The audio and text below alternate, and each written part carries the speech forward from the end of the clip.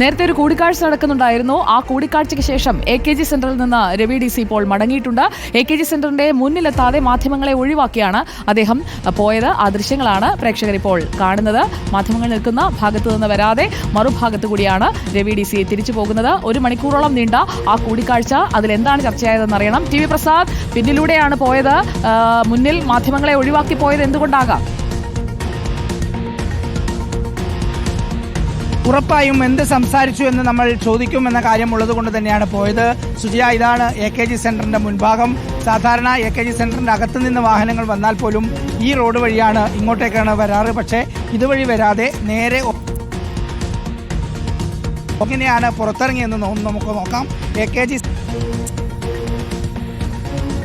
Secretary MV Govindan തുടങ്ങിയ പ്രധാനപ്പെട്ട നേതാക്കൾ കയറുകയും ഇറങ്ങുകയും ചെയ്യുന്ന ഒരു വഴിയുണ്ട് AKG സെന്ററിൽ. ഇത് പാർട്ടിയുടെ സമുന്നതരായ നേതാക്കൾ മാത്രം ഉപയോഗിച്ച് വരുന്ന ഒരു വഴിയാണ്. ബാക്കിയുള്ളവർ മുൻ ഗേറ്റ് വഴി വരും, മുൻ ഗേറ്റ് വഴി പോവും. പക്ഷേ ഇതുവഴി വന്നു. അപ്പോഴേക്ക് രവി DCയുടെ വാഹനം ഇവിടെ എത്തിയിരുന്നു. ഇവിടെ നിന്ന് രവി DCയെയും കൊണ്ട് നേരെ ഇപ്പോൾ ഈ ഭാഗത്തേക്ക് വരാതെ തൊട്ട് എതിർവശത്തുള്ള ഭാഗത്തുകൂടി അങ്ങോട്ടേക്ക് പോവുകയായിരുന്നു.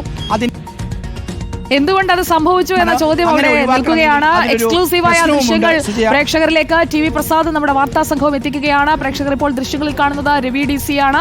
AKG സെന്ററിലെത്തി CPIM സംസ്ഥാന സെക്രട്ടറി MV ഗോവിന്ദനുമായുള്ള കൂടിക്കാഴ്ചയ്ക്ക് ശേഷം അദ്ദേഹം പിന്നിലെ വഴിയിലൂടെയാണ് പുറത്തേക്ക് ഇറങ്ങിയിരിക്കുന്നത്. ആ ദൃശ്യങ്ങളാണ് രവി DC ഇറങ്ങിപ്പോകുന്ന ദൃശ്യങ്ങളാണ് നമ്മൾ കാണുന്നത്. അകത്തേക്ക് പോയത് മുൻവാതിലൂടെ ആയിരുന്നില്ലേ പ്രസാദ്?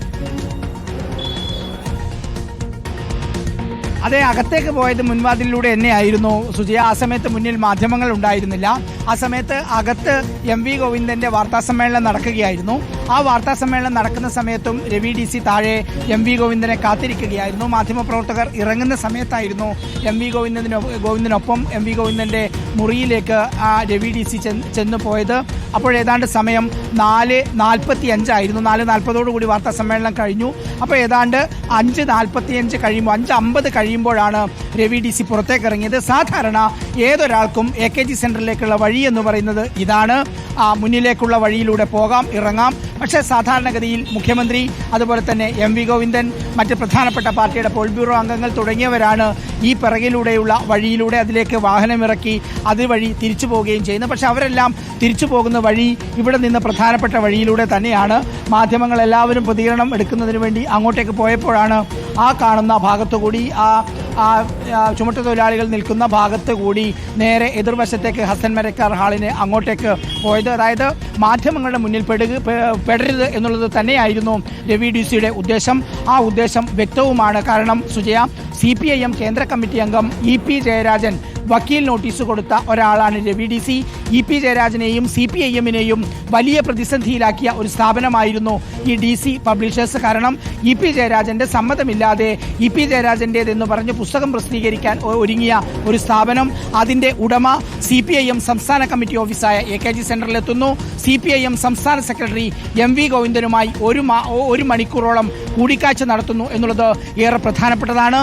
ഇതിൽ കൂടുതലായിട്ടുള്ള മറ്റൊരു പ്രധാനപ്പെട്ട കാര്യമുള്ളത് സുജയ, ഇതിൽ നിലവിൽ ആരോപണ വിധേയനായ ഒരാൾ ഇപ്പോഴും പാർട്ടിയിൽ തുടരുന്നുണ്ട്. അതായത് EP ജയരാജൻ പറഞ്ഞു ദേശാഭിമാനിയിലെ ഒരാൾക്കാണ് താൻ ഇത് ഒന്ന് റെഡിയാക്കാൻ വേണ്ടി എഴുതിയത് കൊടുത്തത്. അങ്ങനെ കൊടുത്താൽ അവിടുത്തെ ദേശാഭിമാനിയുടെ ബ്യൂറോ ചീഫ് രഘുനാഥനായിരുന്നു. രഘുനാഥിനെതിരെ ഒരു നടപടിയും ഉണ്ടായിട്ടില്ല, ഇപ്പോഴും തുടരുന്നു.